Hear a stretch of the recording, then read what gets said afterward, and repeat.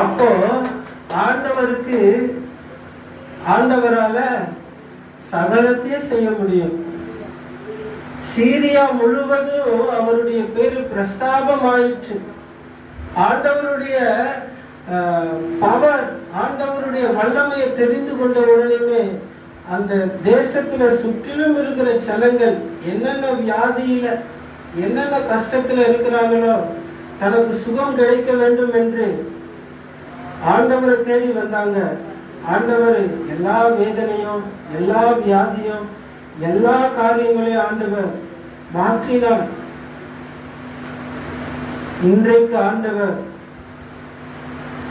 நம்முடைய வாழ்விலே இருக்கிற